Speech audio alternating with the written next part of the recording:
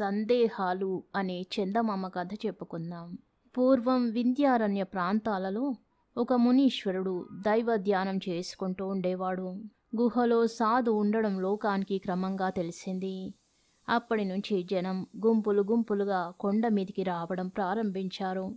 వాళ్ళ మంచి చెడ్డలు కష్ట సుఖాలు చెప్పుకుంటే వాళ్ళ మనసులో బాధ తగ్గేది. సాధువు చెప్పే మంచి మంచి సలహాలు వినగానే దిగులుతో వచ్చిన వాళ్ళు సంతోషంతో మళ్ళీ పోయేవాళ్ళు. ఇలా లోకంలో బాధలన్నీ వినగా సాధువు మనసులో సందేహాలు ఎక్కువ కాజొచ్చాయి. నేను చదివి నేర్చిన శాస్త్రాలు వేరు, జనవాక్యం వేరు, ఒకదానికొకటి సంబంధమే కనబడదు. ధర్మం నశిస్తోంది, అధర్మమే జయిస్తుంది. దేవుడు, దయ్యము, స్వర్గము, నరకము ఇవన్నీ వట్టి బూటకాలు. కనుక స్వయంగా పోయి లోకంలోని నిజాలు తెలుసుకుంటే గాని మనశ్శాంతి లేదు అని అనుకుని మళ్ళీ ఒకసారి లోకం చూసి రావడానికి గుహ నుండి బయలుదేరాడు. జీవితమంటే పూర్తిగా వైరాగ్యం కలిగిపోయిన సాధువు దండము కమండలము చేతబుచ్చుకొని కొంత దూరం సాగేసరికి ముద్దులు మూటగట్టే 12 ఏళ్ల బాలుడు ఎదురయ్యాడు. సాధువు బాలుడు కుశల ప్రశ్నలు వేసుకున్నాక ఇద్దరూ ఒకే చోటికి వెళుతున్నట్టు తెలిసింది. తనకు తలవని తలంపుగా ఇటువంటి సావాసం దొరికినందుకు సాధువు చాలా సంతోషించాడు. ఉభయులు కలిసి పోగా ఒక ఊరి పొలిమేరకు కొందరు సేవకులు వారికి ఘనమైన స్వాగతమిచ్చి ఒక దివ్య భవనానికి తీసుకుపోయారు. ఆ ఇంటివారు వీరికి గొప్ప విందు చేశారు. బాలుణ్ణి చూసి ముచ్చటపడిన యజమాని తనకు ప్రత్యేకం బహుమతిగా వచ్చిన ఒక బంగారు గిన్నెను బయటకు తీయించి అందులో పిల్లవాడికి పాయసం వడ్డించాడు. ఆ రాత్రికి అక్కడే అలసట తీర్చుకొని ఉదయాన్నే యజమాని వద్ద సెలవు తీసుకుని అతిథులు మళ్ళీ బయలుదేరారు. వారు యువతలికి వచ్చేయగానే ఆ దివ్య భవనంలో కలవరం బయలుదేరింది. యజమానికి అత్యంత ప్రియమైన బంగారు గిన్నె కనిపించలేదు. గిన్నె కాజేసింది మరెవరో కాదు, అందరూ అనుమానించినట్టు బాలుడే. భోజనాల సందడిలో అతడు గిన్నె తీసి దాచివేయడం సాధువు గమనిస్తూనే ఉన్నాడు. తిన్న ఇంటి వాసాలే లెక్కబెట్టిన బాలుడి తుంటరి బుద్ధికి సాధువు మనస్సులో బాధపడ్డాడు. కాని ఏమిట్రా అబ్బాయి ఈ పని అని ఎదుటపడి మందలించలేకపోయాడు. సాధువు బాలుడు సాగిపోతుండగా అకస్మాత్తుగా దారిలో కారు మబ్బు పట్టి కుండపోతగా వర్షం కురిసింది. ఇద్దరూ పూర్తిగా తడిసిపోయారు. అల్లంత దూరంలో మినుకుమని ఒక చిన్న వెలుగు కనిపించగా ఉభయులు మెల్లగా అక్కడికి చేరుకున్నారు. ఎవరయ్యా? ధర్మాత్ములు, తడిసిపోయాం, కాస్త పంచ కింద నించుంటాం, 2 ప్రాణుల్ని రక్షించి పుణ్యం కట్టుకొండయ్యా బాబు అంటూ బతిమ్లాడుతూ తలుపులు బాదారు. కొంతసేపటికి విసుక్కుంటూ నౌకరు తలుపు తెరిచి ఇద్దరిని యజమాని ఎదుట పెట్టాడు. అర్ధరాత్రి వేళ ధర్మమేమిటి, ఇలాంటి వాళ్ళను తీసుకువస్తావే, నీకు బుద్ధి లేదా అని నౌకర్ను చివాట్లు వేశాడు పరమలోభి అయిన ఆ యజమాని. చివరికెలా అయితేనేం వాకిట్లో పారేసిన అంట్ల గిన్నెలు గీక్కు తినడానికి యజమాని అనుజ్ఞ ఇచ్చాడు. వాన కాస్త వెలియగానే వాళ్ళని అవతలికి పంపించేయి, నమ్మరాని కాలం అంటూ తన నౌకర్ను హెచ్చరించాడు. అలానే బాలుడు అంట్ల పాత్రలో అడుగున ఉన్న మెతుకులు సాధువుకు పెట్టి తను పస్తున్నాడు. కొంతసేపటికి వాన తెరిపించింది. నౌకరు చెప్పకుండా అతిథులే వెళతామని అతనితో అని మళ్ళీ ప్రయాణం సాగించబోయారు. గుమ్మం దాటే ముందు బాలుడు తను దొంగిలించి తెచ్చిన ఆ బంగారపు గిన్నెను నౌకరి చేతిలో పెట్టి, నాయనా, వేలగాని వేళ మాకు చోటిచ్చావు, ప్రాణాలు నిలబెట్టావు, పైగా మీ యజమానితో చెప్పి భోజనం కూడా పెట్టించావు.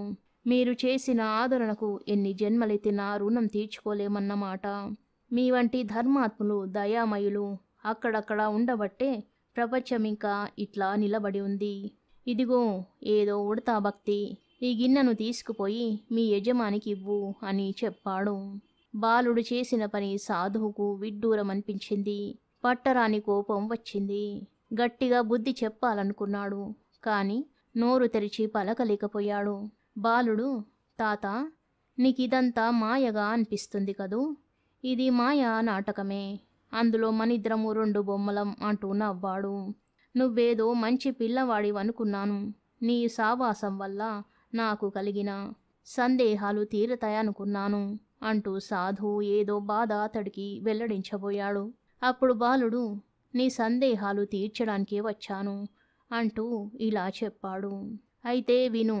మనల్ని గొప్పగా ఆదరించి ఆతిథ్యమిచ్చిన యజమాని ఉన్నాడే, కీర్తి కోసం పటాటోపం చేసి అప్పుల పాలై ఇల్లు గుల్ల చేసుకుంటున్నాడు.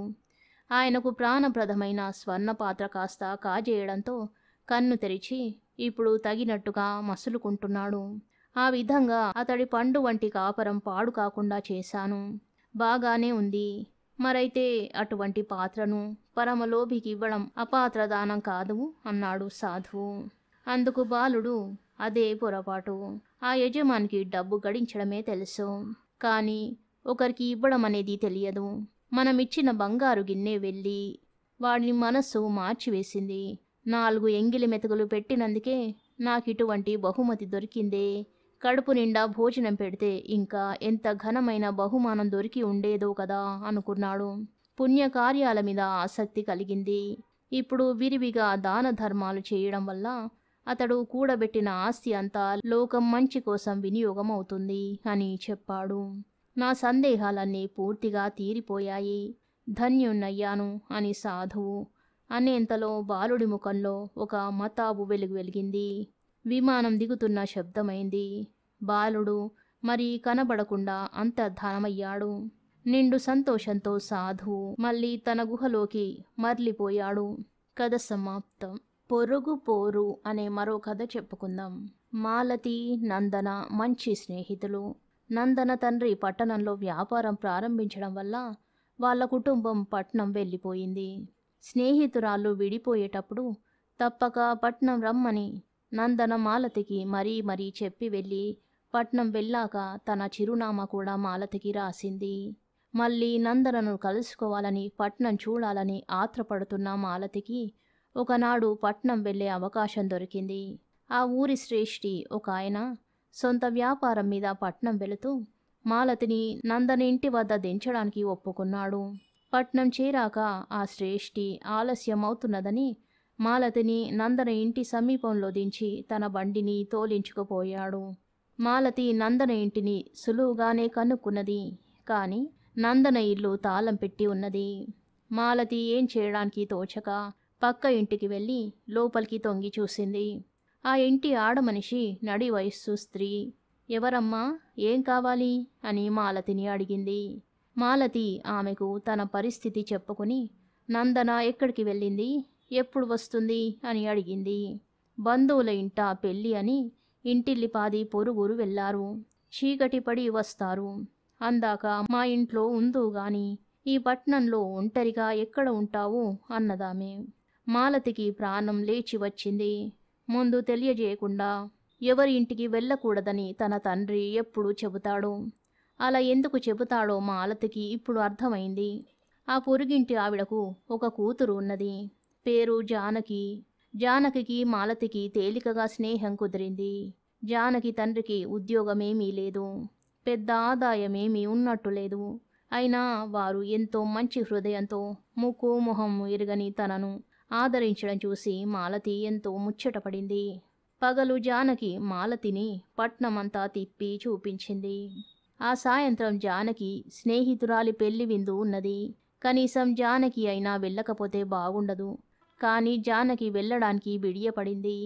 నేను వెళ్ళనమ్మా, ఆ పెళ్ళికి అంతా గొప్ప గొప్ప వాళ్ళు వస్తారు. కట్టుకోవడానికి మంచి చీర లేదు. మెడ చేతులు బోసిగా పెట్టుకొని నేను విందుకు వెళ్ళానంటే మిగిలిన వాళ్ళ మధ్య పని మనిషిలాగుంటాను. నేను వెళ్ళనులే అన్నది జానకి తన తల్లితో.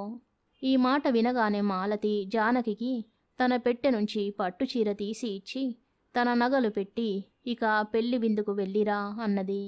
జానకి అభ్యంతరం చెప్పకుండా విందుకు వెళ్ళింది. చీకటి పడింది. పొద్దుపోయింది. పెళ్లికి వెళ్ళిన నందన వాళ్ళ కుటుంబము రాలేదు. విందుకు పోయిన జానకి తిరిగి రాలేదు. జానకిని తీసుకువస్తానని బయలుదేరిన తండ్రి గుమ్మంలో పడి ఉన్న కాగితం తీసి చదివి వేరికేక వేశాడు. మాలతి చప్పున వెళ్ళి ఆయన చేతి నుంచి కాగితం తీసుకుని చదివింది. అది జానకి తన తల్లికి రాసిన ఉత్తరం. అందులో ఇలా ఉంది: అమ్మా, నగలు ఆడదానికి శత్రువులని ఈరోజే తెలిసింది. విందు నుంచి వస్తుంటే సందులో నలుగురు మనుషులు కత్తి చూపించి నగలన్నీ ఒల్చుకుపోయారు. మాలతికి నా మొహం ఎలా చూపించేది? పరాయి సొమ్ము పెట్టుకున్నందుకు నాన్న నా గొంతు నులిమేస్తాడు. అందుకే వెళ్ళిపోతున్నాను. నా కోసం వెతకొద్దు. మాలతి కళ్ళ వెంట నీళ్లు తిరిగాయి. జానకి ఎక్కడికి వెళ్ళి ఉంటుంది? ఏదైనా అఘాయిత్యం చెయ్యదు కదా.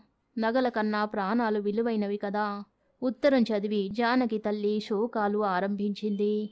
జానకి తండ్రి మాలతితో, అమ్మా, కాలక్రమాన నీ నగల ఖరీదు ఇచ్చుకుంటాము. జానకిని వెతికించే ప్రయత్నం నేను చెయ్యలేను. నా దగ్గర చెల్లిగవ్వలేదు అని కన్నీళ్లు పెట్టుకున్నాడు. బాబుగారు, నా నగల డబ్బు మీరియ్యనవసరం లేదు. ముందు జానకిని వెతకడానికి మనుషులను పంపండి. నిన్న రాత్రి మీరు ఆశ్రయం ఇయ్యకపోతే దొంగలు నా మెడ నుంచే నగలు కాజేసి వెళ్ళేవాళ్ళేమో అన్నది మాలతి. జానకి తండ్రి జానకిని వెతకడానికి చీకట్లో పడిపోయాడు. కాసేపటికి వీధిలో బండి ఆగిన శబ్దమైంది. మాలతి, జానకి తల్లి ఆత్రంగా బయటికి వచ్చారు. నందన కుటుంబం వారంతా బండిలో నుంచి దిగారు. పక్క గుమ్మంలో నిలిచి ఉన్న మాలతిని చూడగానే నందన ఆశ్చర్యంతోనూ ఆనందంతోనూ వచ్చి కౌగలించుకున్నది. తరువాత మాలతి ఆమె వెంట తన పెట్టెతో సహా వారి ఇంటికి మారింది. మాలతి లోపలికి రాగానే నందన, ముందు నీ పెట్టె తెరిచి సామానంతా ఉందో లేదో చూసుకో. నీకు ఆ దొంగల ముఠాయే దొరికిందా అన్నది.